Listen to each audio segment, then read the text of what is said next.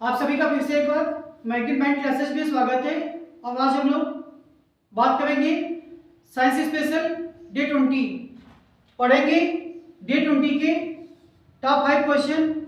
First question की बात करें कि एक धातु जिसपे चमक होती है, आपको बताना है कि एक धातु जिसपे चमक होती है वो सल्फर है, ब्रोमीन है, आयोडीन है या फिर पारा है। तो सल्फर दिया है ऑप्शन में, ब्रोमीन दिया है, आयोडीन दिया है और पारा दिया हुआ है। तो सबसे पहले पारा के विषय में एक महत्वपूर्ण बात बता दें कि ये एक ऐसी धातु होती है जो कमरे के तापमान पर द्रव अवस्था में रहती है। क्या याद रखना है कि पारा एक ऐसी धातु है जो कमरे के तापमान पर द्रव अवस्था में रहती है।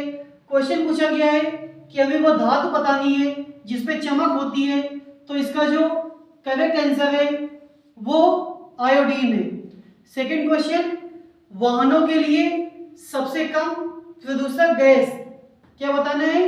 वाहनों के लिए सबसे कम प्रदूषक गैस होती है, तो इसका जो करेक्ट आंसर है वो होगा सीएनजी।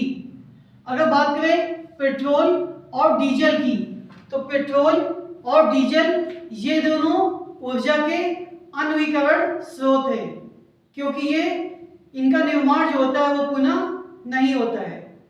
थर्ड क्वेश्चन, नर और मादा युग्मक मिलकर बनाते हैं, क्या बताना है कि नर और मादा युग्मक मिलकर क्या बनाते हैं?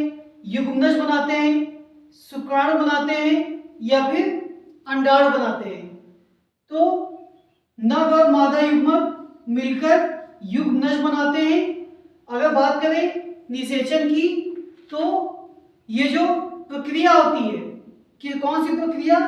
नर युग्म और मादा युग्मक मिलकर जो युग्मनज बनाते हैं, इस प्रक्रिया को निषेचन कहते हैं। ये आपको याद रखना है। अगर प्रक्रिया पूछे तो निषेचन क्या बनाते हैं? तो युग्मनज बनाते हैं।